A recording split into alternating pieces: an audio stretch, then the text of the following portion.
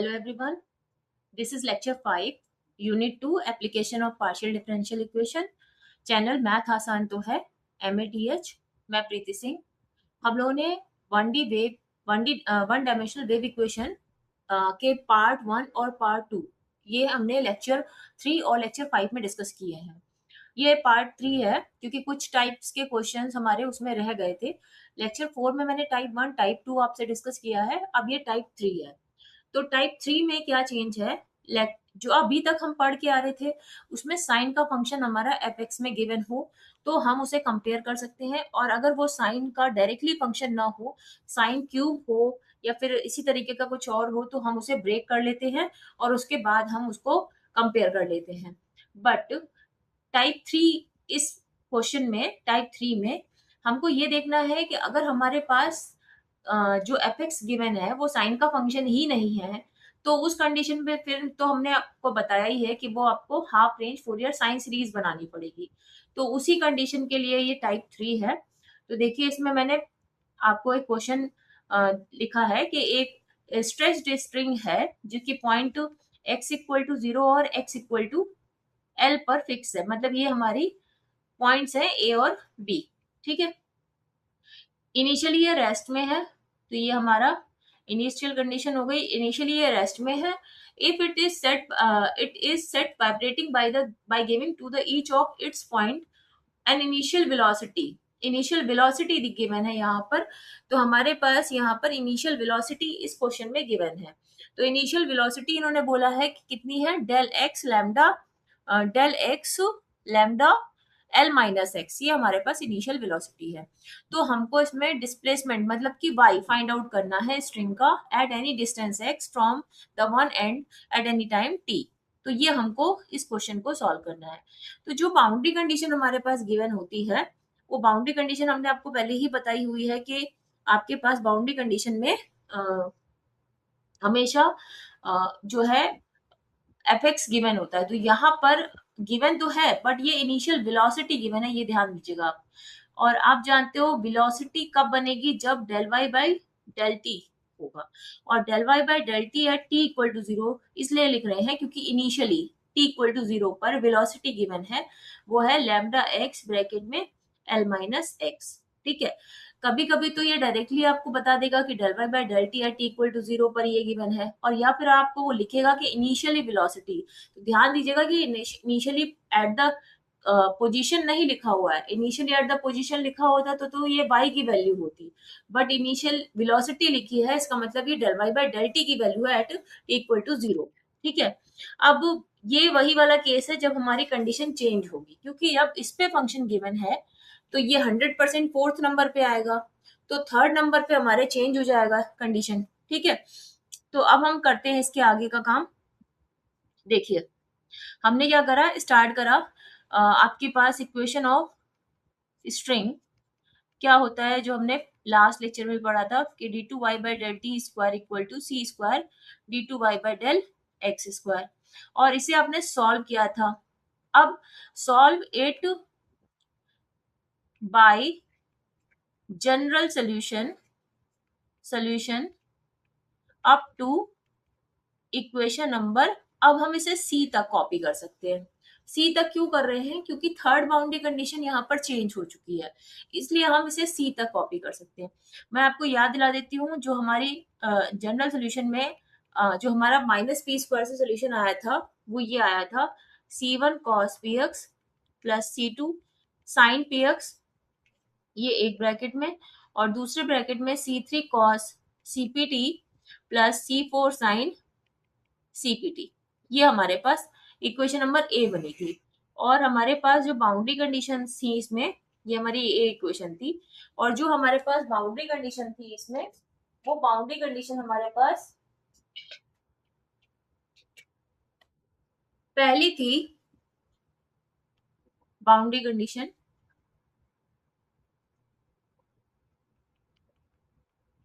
Condition जो इसमें पहली थी, फर्स्ट, वो ये थी आपके पास कि y 0, t पर y की वैल्यू, डिस्प्लेसमेंट की वैल्यू 0 होगी।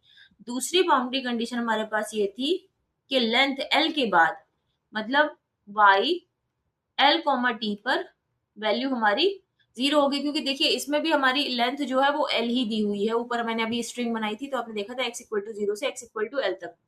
इसके बाद तीसरी बाउंड्री कंडीशन और चौथी बाउंड्री कंडीशन हमारी चेंज हो चुकी है, क्योंकि फंक्शन हमारा अलग दिया हुआ है। तो बात ये हो गई कि del y by del t की value at t equal to 0 पर हमारे पास दिया है लैम्डा एक्स ब्रैकेट में एल माइनस एक्स। तो ये हमारा फोर्थ कंडीशन में जाएगा। चलो इसको फोर्थ कंडीशन पे मैंने लिख दिया। ये हो गया लैम्डा एक्स ब्रैकेट में एल माइनस एक्स। तो फिर थर्ड कंडीशन पे कौन जाएगा? तो आपको याद है कि हमने थर्ड फर्स्ट जो लास्ट कंडीशन थी वो क्या बनाते थे हम, ये था। तो अब ये कंडीशन हो जाएगी रिप्लेस, मतलब ये यहाँ पर आ गई और फंक्शन के इक्वल होकर ये नीचे चली गई। तो एक्स कॉमा 0 पर अब इनिशियली उसने बोला है, आपने अभी क्वेश्चन को पढ़ा होगा तो आपको मैं ऊपर शो करती हूँ कि उसने इनिशियली बोला है कि इनिशियली, ये देखिए आपका लिखा हुआ लाइन देखिएगा, उसने ये लिखा है कि initially at rest it's in its equilibrium position. तो इसका मतलब ये हुआ कि y x कॉमा 0 पर ये जीरो कंडीशन, ये जीरो की पोजीशन पर था, मतलब डिस्प्लेसमेंट जीरो था। तो इसका मतलब ये इक्वल टू 0 की कंडीशन पर गिवन है और वेलोसिटी पर फंक्शन गिवन है। तो अब जिस पर फंक्शन गिवन होगा वही हमारी लास्ट कंडीशन पर लगेगा। तो हमारा ये इंटरचेंज हो गया।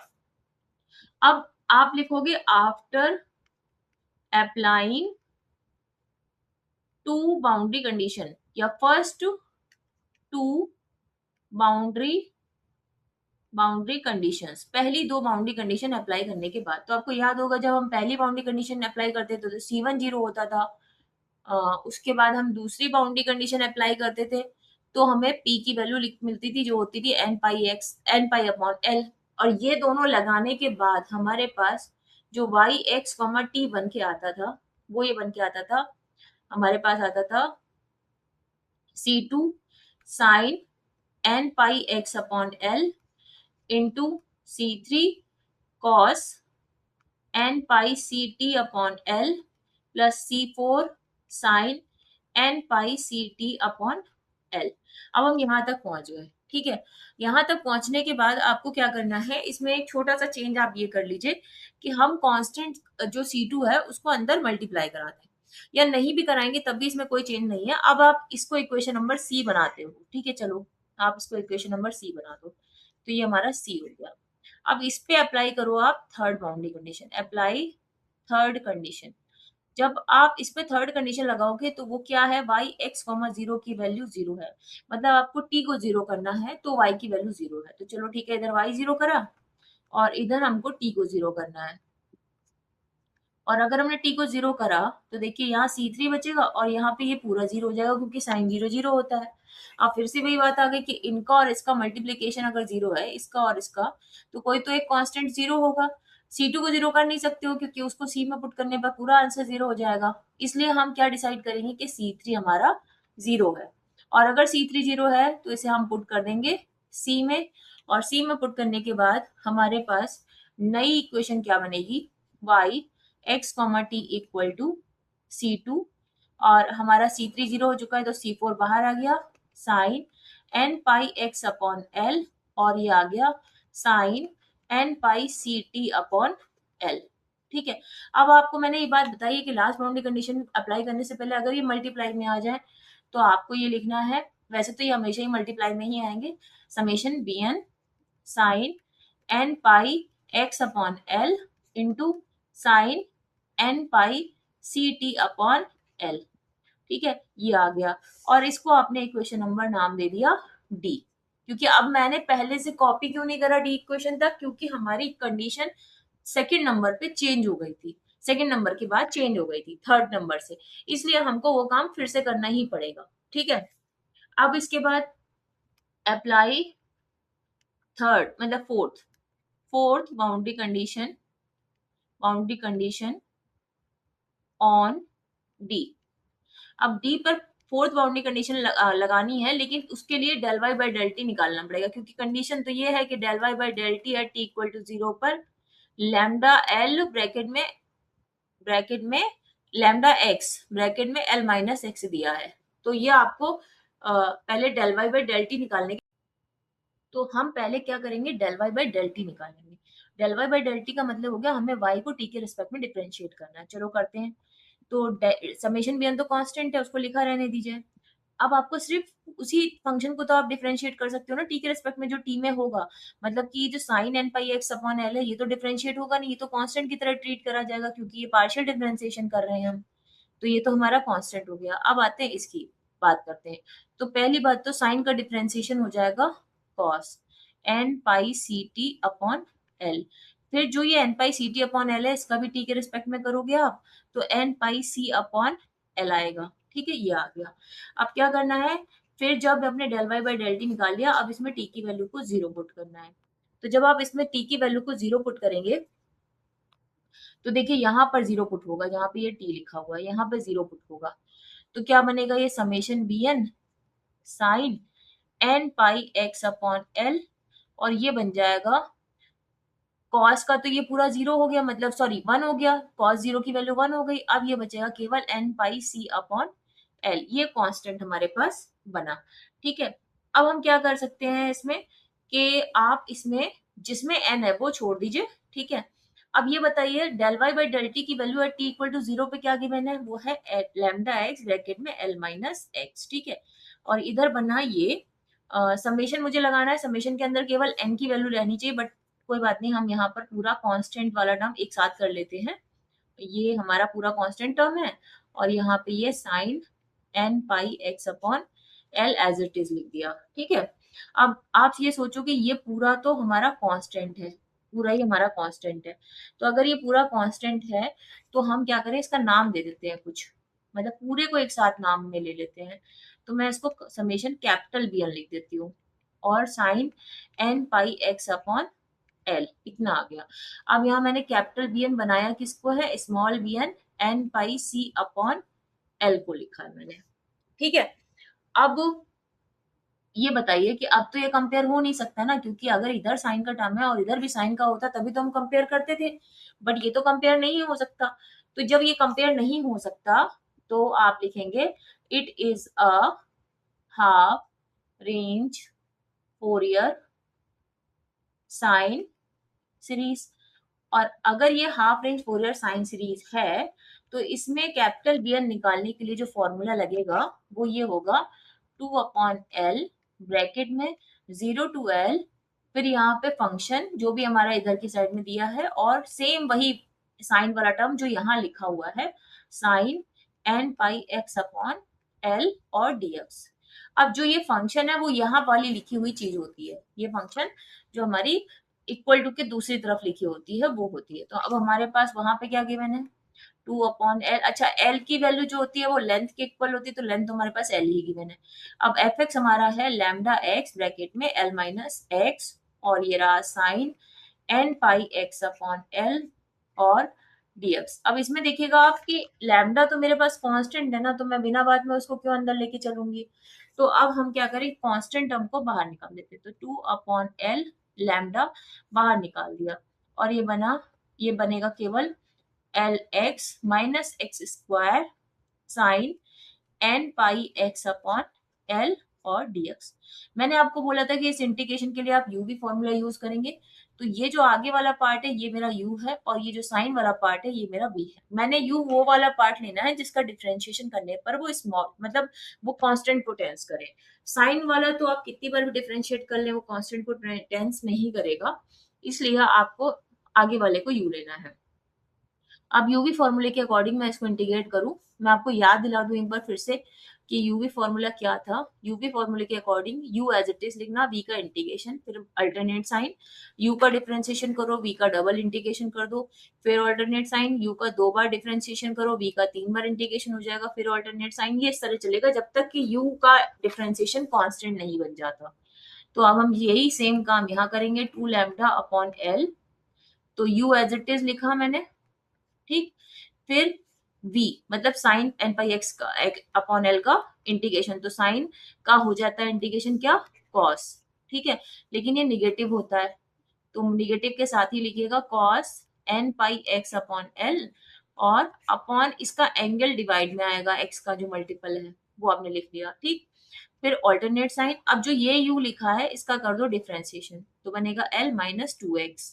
और फिर जो ये आपने b निकाला था इसका दोबारा से इंटीग्रेशन कर दो, तो माइनस cos का बन गया साइन n पाई x अपॉन l, और अपॉन में फिर से n square pi square upon l square हो जाएगा, क्योंकि एक तो ऑलरेडी था ना यहाँ पे, और फिर से दोबारा से आ गया ये। ठीक है, अब ये खत्म नहीं होगा क्योंकि अभी आपके पास u जो है वो कांस्टेंट नहीं बना, ये देखिए u जो है अभी कांस्टेंट नहीं बना।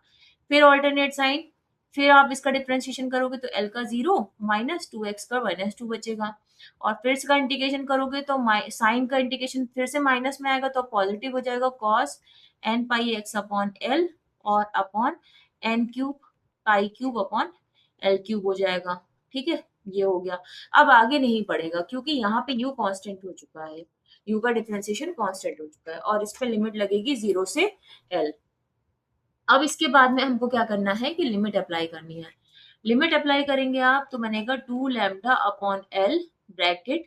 आप पहले क्या करने जा रहे हो, पहले जहां जहां एक्स लगा है वहां पे आप एल अप्लाई करने जा रहे हो। तो आप देखो जब यहाँ पर आप एक्स की जगह एल लगाओगे, यहाँ पे भी एल लगाओगे, देखो मैं रेड से बता रही हूँ कि यहाँ पर भी आप एल एक्स की जगह एल कर दो और यहाँ पे भी एल कर दो एक्स की जगह पर, तो देखो पूरा पूरा L square minus L square बन रहा है और ये पूरा टर्म जीरो हो रहा है।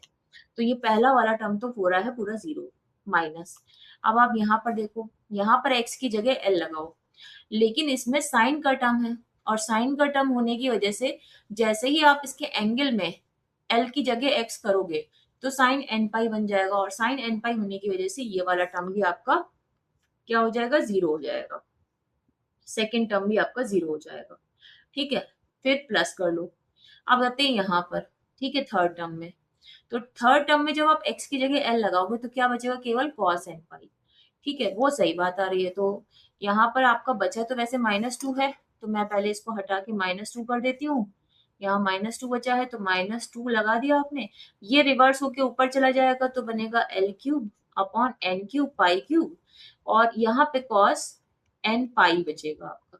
ठीक है, और ये जो आपने काम किया है ये अभी आपने अपर लिमिट लगाने का काम किया है, माइनस अभी लोअर लिमिट लगानी है।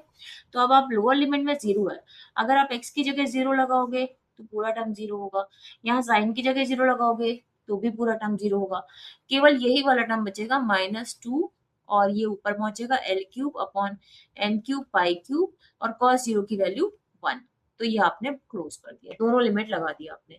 अब इसके बाद क्या करना है आपको, आपको इसमें से केवल सिंप्लीफिकेशन करना है। तो देखिए यहाँ क्या बन रहा है, -2 l cube upon n cube pi cube, cos n पाई की वैल्यू -1 की पावर n होती है, माइनस माइनस प्लस हो गया ये 2 l cube upon n cube pi cube, बस इतना बचा। जो कॉमन है उसे आप बाहर निकाल लीजिए, तो कॉमन में हमें क्या दिख रहा है, जो 2 बाहर निकला तो 4 हो गया, लैम्डा लैम्डा ही रहा, एल क्यूब बाहर निकल गया, एक एल बाहर पहले से था, एन क्यूब पाई क्यूब बाहर निकल गया। तो यहाँ क्या बचा, यहाँ बचा देखिए -1 की पावर n प्लस 1, ये बचा हमारे पास। अब एक एल से एक एल कैंसिल हो गया तो 4 lambda l square upon n cube pi cube, और ये बन गया 1 माइनस -1 की पावर n, कितना बना। अब देखिए अगर आप n इवन ले आओ, n की वैल्यू इवन ले आओ 2 4 6 8, तो ये -1 बन जाएगा, +1 यहाँ पर, लेकिन बाहर माइनस लगा रहेगा तो ये बन जाएगा +1 -1, मतलब जीरो कर देगा। तो यहाँ पर हमारे पास जब जीरो आ रहा है जब n की वैल्यू इवन ली जा रही है, जब n लिया जा रहा है इवन। ठीक है, तो ये हमारा जीरो बन रहा है जब n इवन है। और अगर n ऑड लिया जाए तो ऑड मतलब 3 5 1 कुछ भी रख लीजिए, तो देखिए -1 ही बनेगा, और -1 बाहर वाले माइनस से मल्टीप्लाई करेगा तो +1 बना देगा, और ये बन जाएगा ट्वाइस। ट्वाइस बाहर वाले से मल्टीप्लाई करेगा तो 8 lambda l square upon n cube pi cube बनाएगा। ये आप किसकी वैल्यू निकाल रहे हैं, ये bn की वैल्यू निकाल रहे हैं, कैपिटल bn की। तो आप यहाँ तक पहुंच गए कैपिटल bn तक। तो फाइनली कैपिटल bn की वैल्यू जो आई है वो ऑड टर्म के लिए आई है। ऑड टर्म को हम ये भी लिख सकते हैं कि n की वैल्यू 2m-1 टर्म के लिए आई है, या 2n-1 टर्म के लिए आई है। तो अब फाइनली स्मॉल bn की वैल्यू क्या आएगी, स्मॉल bn की वैल्यू आएगी, पहले तो आप कैपिटल bn की वैल्यू लिख लीजिए, वो आ रही है lambda l square upon n cube pi cube. ठीक है, अब इससे हमको स्मॉल बी एन निकालना होगा। तो स्मॉल बी एन क्या था, तो आप हमको ऊपर जाके देखना है कि स्मॉल बी एन हमारे पास क्या था। देखिए, तो आप स्मॉल बी एन देखिएगा, एक मिनट, स्मॉल बी एन देखिए आप ऊपर चल के, कि अभी आपने लेट किया था स्मॉल बी एन को क्या। तो ये हमारा इंटीग्रेशन पार्ट चल रहा था, इससे पहले आपने स्मॉल बी एन बनाया था। तो देखिए, ये था स्मॉल बी एन।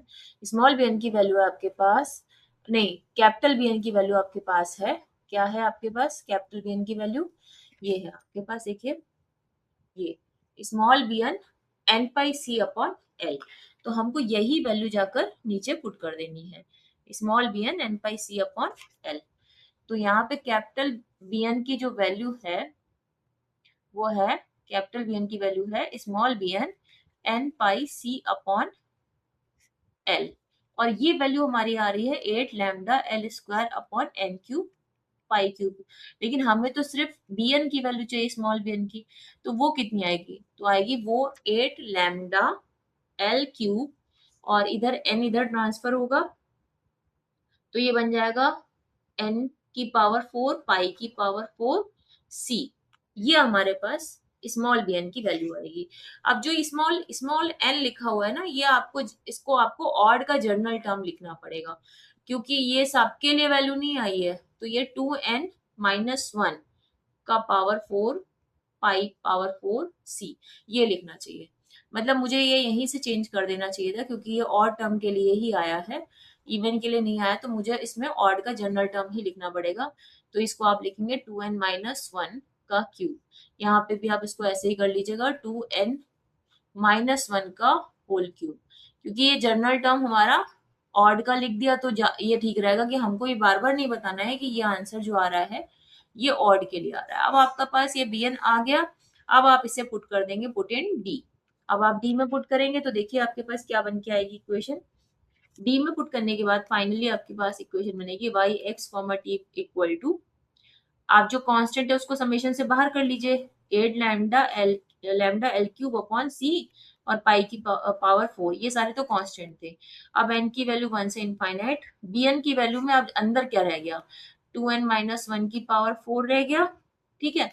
और यहाँ पे पहले से था साइन टर्म, लेकिन साइन यहाँ पे लिखा था एन पाई सी टी, लेकिन अब हमको एन नहीं लिखना है, तो यहाँ हमको 2n-1 लिखना है, क्योंकि सब कुछ जनरल टर्म हमको ऑड का ही लिखना पड़ेगा। ये एन की वैल्यू 1 से लेकर आप इनफाइनाइट तक लिखे, लेकिन सारे ऑड टर्म का ही आंसर मिलेगा इसमें, जब आप इसमें जनरल टर्म लिख देते हो ऑड का, ठीक है। नहीं तो आपको दूसरा ऑप्शन ये है, जब ये वैल्यू ऑड के लिए आई है तो या तो आप यहाँ मेंशन करिए कि 1, 3, 5 के लिए आई है, तो या तो आप जनरल टर्म चेंज कर दीजिए सब जगह, यही सबसे बेटर होता है।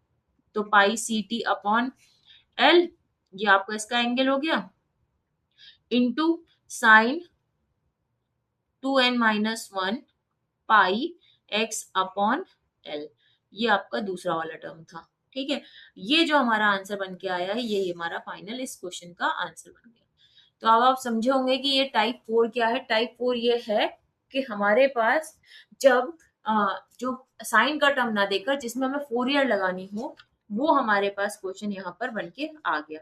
अब ये तो चलो, ये था ऐसा क्वेश्चन जिसमें कि del y by del t पे भी फंक्शन गिवन था, ठीक है। Del y by del t वाला आपका मैंने यहाँ पर क्लियर कर लिया। अब कोई सिंपल क्वेश्चन भी हो सकता है जिसमें कि सिंपल मतलब जिसमें हमारे पास जनरली जैसे हम सॉल्व कर रहे थे वही सॉल्यूशन हो, बट उसमें फोरियर ही लग रहा हो, तो वो क्वेश्चन भी हम एक बार डिस्कस कर लेते हैं इसमें इसमें आगे। तो अब हम नेक्स्ट करते हैं टाइप 4।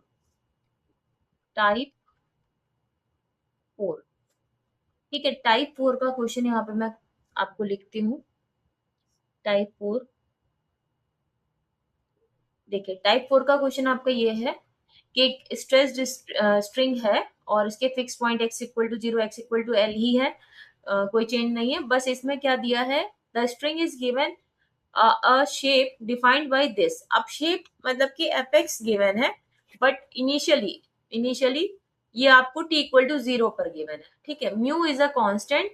तो अब आपको हमको डिस्प्लेसमेंट बताना है कि डिस्प्लेसमेंट हमारा कितना होगा, ठीक है। तो अब हम आगे इसको सॉल्व करते हैं, इसका सॉल्यूशन निकालते हैं हम। तो देखिए सेम, सब कुछ सेम है, बस आप बाउंड्री कंडीशन पे ध्यान दीजिएगा। बाउंड्री कंडीशन बाउंड्री कंडीशन आपकी पहली सेम वही रहेगी, y 0, t इक्वल टू 0। आपकी सेकेंड भी वही रहेगी, y क्योंकि लेंथ भी l ही है, t इक्वल टू 0। थर्ड अब आपकी जर्नल वाले सोल्यूशन की तरह ही है, क्योंकि यहाँ पे वेलोसिटी पर फंक्शन नहीं गिवन है, पर 0 पर ये 0 होगा। और fourth condition y x comma 0 पर जो हमारा इनिशियली जो ये शेप होता है उस पर फंक्शन हमारे पास गिवन है म्यू x ब्रैकेट में l माइनस एक्स। तो सिंपल सी बात है, अब आप देख रहे हो ये तीन कंडीशन अप्लाई करने के बाद हम इक्वेशन नंबर डी पर पहुंचते हैं, है ना। तो अब आप सीधे मैं लिख रही हूँ क्योंकि हम कई बार ये काम कर चुके हैं, तो मैं डायरेक्टली लिख रही हूँ इसके बाद में कि कॉपी लिखेगा, कॉपी द जनरल सोल्यूशन जो कि लेक्चर 1 पार्ट 1 में मैंने बताया था कि copy the general solution up to equation number d तक आप इसको कॉपी कर रहे हो। और उसके बाद जो आपके पास इक्वेशन बन के आ रही है वो ये है summation B n sine n pi x upon L और into cos n pi c t upon L, ये आपके पास इक्वेशन बनके आती है। और अब आपको इस पर लास्ट बाउंड्री कंडीशन अप्लाई करनी है। तो लास्ट बाउंड्री कंडीशन में देखो आपके पास क्या दिया है, म्यू एक्स ब्रैकेट में एल माइनस एक्स। तो apply last boundary condition. Boundary condition last है आपकी y x 0 पर वैल्यू है म्यू एक्स ब्रैकेट में l माइनस एक्स। तो ये आप अप्लाई करिए, आपको क्या करना है, t को 0 करना है और y की प्लेस पर ये आ जाएगा mu x l minus x.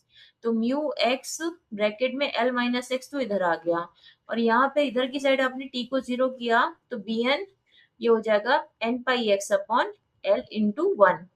अब आप देखिए, चूंकि आप ये कंपेयर तो कर नहीं सकते हो क्योंकि एक तरफ तो साइन है, दूसरी तरफ साइन का फंक्शन है ही नहीं, तो आप लिखोगे it is a half range Fourier sine series. और अगर ये half range Fourier sine series है तो फिर क्या होगा, तो आपको इसमें bn निकालने का फॉर्मूला पता है, वो होता है 2/l 0 to l। यहाँ पे इधर की साइड वाला फंक्शन लिखना और जैसा यहाँ साइन लिखा हो बिल्कुल वही साइन यहाँ लिखना, sign n pi x upon L और ये रहा dx। अब आप फंक्शन जो गिवन है वो लिख दीजिए। तो फंक्शन में देखिए म्यू तो कांस्टेंट है, मैं बाहर कर देती हूँ इसको 0 to l, और ये x को अंदर मल्टीप्लाई कर देती हूँ, बिल्कुल सेम बन गया है। ये देखिए आपका जो इससे पिछला वाला था बिल्कुल सेम उसी की तरह आपका ये बन गया है, बस हमारा बाहर वाला कांस्टेंट इसमें डिफरेंट है। ठीक है, ठीक है, चलिए अब आप इसको इंटीग्रेट करिए यूवी फॉर्मूले से, तो 2 म्यू अपॉन एल। और अभी हमने इसका पूरा इंटीग्रेशन पहले भी करके देखा, सेम इसी पूरे फंक्शन का इंटीग्रेशन करा था, उसमें सेम यही लिमिट लगाई थी। ठीक है, बस आप बस म्यू उसमें आपका अलग था, म्यू की जगह पर दूसरा कांस्टेंट था, तो वो छोड़ दीजिए, बट आप इंटीग्रेशन तो आप अभी कर चुके हो, पूरा इंटीग्रेशन हमने करा था। और पूरा इंटीग्रेशन आपके पास फाइनली क्या बन के आया था, जब आपने लिमिट वगैरह अप्लाई कर ली थी उसके बाद, तो आपके पास जो बन के आया था वो ये बन के आया था, आपने इसमें से 2 बाहर करा था। ठीक है, मैं आपको डायरेक्टली लिख के बता रही हूँ, बस वहां पे शायद के था तो के हटा दीजिए, डायरेक्टली पूरा लिख रही हूँ। तो ये बन रहा था आपका 4, और वहां के था, यहाँ म्यू है, आपका बन रहा था बाहर ऊपर एल स्क्वायर अपॉन नीचे बन रहा था एन क्यूब पाई क्यूब और ब्रैकेट में 1 माइनस माइनस 1 की पावर एन, जिसे आपने इवन ऑड के लिए ब्रेक कर लिया था। तो चाहे तो आप ब्रेक करें चाहे मत करें, आप नहीं ब्रेक करना चाहते हैं, आप इसको एज इट इज लिखना चाहते हैं तो आप इसको एज इट इज लिख दीजिए। तो put this in equation number D. तो इक्वेशन नंबर डी में पुट करने के बाद वाई एक्स टी आपके पास क्या बन के आएगा, वो बन के आएगा 4 mu L square upon pi cube, और समेशन के अंदर आपके आएगा 1 माइनस माइनस 1 की पावर एन, और ये अपॉन में एन क्यूब, क्योंकि समेशन के अंदर एन के सभी टर्म रहेंगे, फिर आएगा sign n pi x upon L, और यहाँ आएगा cos n pi c t upon L. ठीक है, बस ये आपका फाइनली आंसर बन जाएगा। अगर आप इसको इवन ऑड की तरह नहीं लिखना चाहते हो तो आप इसको इस तरीके से लिख सकते हो। तो आपको समझ में आया होगा काफी कुछ कि हम किस तरीके से क्वेश्चंस को कर रहे हैं। तो अभी हम इसमें और भी एक टाइप कर सकते हैं, वो मैं आपको होमवर्क के लिए देती हूँ, वो आप करिए। तो जो नेक्स्ट क्वेश्चन है वो आपको मैं लिख रही हूँ, ये देखिए। नेक्स्ट क्वेश्चन ये है आपका, इसको आप खुद करके देखिएगा। देखिए मेरे अकॉर्डिंग आपको ना किसी भी प्रॉब्लम को सॉल्व करने के लिए रूल को समझना चाहिए, तरीका क्या है। अगर आप उस तरीके को फॉलो कर रहे हो तो चाहे कोई भी क्वेश्चन हो, उससे रिलेटेड कोई भी क्वेश्चन हो, आप उसे सॉल्व कर सकते हो। उस तरीके में आप अपना कोई मतलब अपनी कोई चीज मत लगाइए कि ऐसा हो सकता है या नहीं हो सकता। आप बस रूल फॉलो करिए। रूल फॉलो करने में आप बिल्कुल भी मत सोचिए कि ये चीज ऐसे आ रही है, ये चीज नहीं ऐसे आ रही है। आप बिल्कुल जैसा चल रहा है, जैसा आपने सीखा है उसको फॉलो करिए, आप कोई भी क्वेश्चन सॉल्व कर सकते हो। ठीक है, तो मैंने आपको सबसे पहले सारे 3 क्वेश्चन 4 क्वेश्चंस में रूल समझा दिया। हर एक क्वेश्चन किस पैटर्न किस रूल के अकॉर्डिंग हो रहा है। सिर्फ 2 ही तरीके हैं, या तो मेरे पास एफ साइन का फंक्शन हो सकता है, या फिर एफ हमारे पास साइन का फंक्शन नहीं होगा। अच्छा, कुछ क्वेश्चंस में हमारे पास जो एफ दिया होता है वो कोई कांस्टेंट वैल्यू भी दिया जा सकती है, जैसे कि म्यू नॉट दे दिया, के दे दिया। तो जब कांस्टेंट होगा तब भी तो वो साइन का फंक्शन तो नहीं है ना, तब भी आपको इसमें फोरियर लगानी है। आप कांस्टेंट को बाहर कर दीजिए और आपको जो इंटीग्रेशन में बच रहा है उसको इंटीग्रेट करिए और bn की वैल्यू निकाल कर लास्ट डी इक्वेशन में पुट कर दीजिए। तो मेन बात है कि आपको हमेशा रूल फॉलो करना है। आपको ये नहीं देखना है कि अरे इसमें ये फंक्शन आ गया, इसमें ये फंक्शन आ गया, कोई भी आया, आपने तरीका सीख लिया, आप तरीके को फॉलो करिए। कोई भी फंक्शन होगा आप उसको कर सकते हो। ठीक है, अब इसमें देखिए आपको बताऊं, अभी मैंने आपको जो टाइप 3 बताया था उसमें मैंने आपको बताया था ना कि del y by del t पर अगर फंक्शन गिवन होगा तो अब ये फोर्थ कंडीशन पे आ जाएगा। मतलब अब आपका जनरल सोल्यूशन कहाँ तक कॉपी होगा, इक्वेशन नंबर सी तक, जिसमें कि सिर्फ 2 बाउंड्री कंडीशन अप्लाई होती है, क्योंकि यहाँ पर हमारी तीसरी और चौथी बाउंड्री कंडीशन जो होती है रिप्लेस हो जाती है, मतलब इंटरचेंज हो जाती है। और जब भी कभी इस तरीके से del y by del t equal to function given होगा तो हमेशा ये जरूर लिखा होगा initially at the equilibrium position. इससे ये पता चलता है कि y x comma zero equal to zero पर है, और ये थर्ड कंडीशन पे लिखा जाता है। फोर्थ कंडीशन पे ये वाली वैल्यू आ जाएगी जो उन्होंने दे रखी है, del y by del t at t equal to zero पर हमारे पास वैल्यू है 0.03 sine x minus 0.04 sign 3x। ये कंपेयर होगा, आप दिख रहे हो साइन का फंक्शन है तो इसमें तो फोरियर नहीं लगनी है, इसमें कंपेयर हो जाएगा। बट बात यह है कि यहाँ पे जो जनरल सोल्यूशन है वो सी इक्वेशन तक का करा जाएगा, फिर उसमें सी पे आपको थर्ड बाउंड्री कंडीशन अप्लाई करनी है, फिर उसके बाद आपको फोर्थ बाउंड्री कंडीशन अप्लाई करनी है और कंपेयर करना है और सॉल्व करना है। तो इस क्वेश्चन को आप खुद ट्राई करिएगा। इसके अलावा भी जो आपको किसी क्वेश्चन बैंक में या कहीं मिलते हो उनको भी आप खुद ट्राई करिए। इनको क्वेश्चन को जितना आप खुद करके देखेंगे ना उतना ही आपको ज्यादा अच्छे से समझ में आएगा। आप सिर्फ वीडियो को देखकर या मेरे क्वेश्चन सॉल्व करने को देखकर ये सोच रहे हैं कि बस इसी से हम समझ जाएंगे, कोई गलती नहीं होगी, तो ऐसा कभी नहीं हो सकता। जब तक आप खुद अपना पेन नहीं चलाएंगे तब तक आप नहीं समझ पाएंगे कि कहाँ पर आप गलत करोगे। तो फाइनल एग्जाम्स में इसको गलत करने से बेटर है कि आप इसको खुद पेन चलाकर खुद सॉल्व करिए और खुद अपने जहां पे गलतियां हो रही हैं उनको पकड़ लीजिए। अभी आप इसको सुधार लेंगे तो आगे आपको ये प्रॉब्लम नहीं आएगी। ठीक है, अल्टीमेटली आपको सीखना तो ये है ही।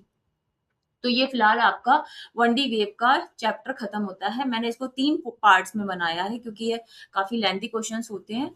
तो अगर आपको मेरी वीडियो यूजफुल लग रही है, आपको समझ में आ रहा है इससे, और आप इससे अपना मैथ 4 बेटर कर पा रहे हो, समझ पा रहे हो, कर क्वेश्चन को सॉल्व कर पा रहे हो, तो प्लीज वीडियो को लाइक करिएगा। थंब का बटन होता है, आप उसे प्रेस कर दीजिएगा। और अगर आपको कोई भी किसी भी तरीके का कोई क्वेश्चन पूछना है मुझसे, या आपको लग रहा है कि मैं किसी और प्रॉब्लम पर आपको बताऊं, तो आप उसको कमेंट बॉक्स में लिख दीजिए और आप मुझे पूछिए कि आपको क्या इसमें प्रॉब्लम आ रही है। मैं जरूर या तो अगर वहां आंसर दे सकती हूँ वहीं आंसर दूंगी, नहीं तो आपको मैं वीडियो के थ्रू आंसर दूंगी। ठीक है, बट अगर आपको ये समझ में आ रहा है तो प्लीज लाइक करिए, सब्सक्राइब करिए, और तब तक कीप वॉचिंग। Thank you.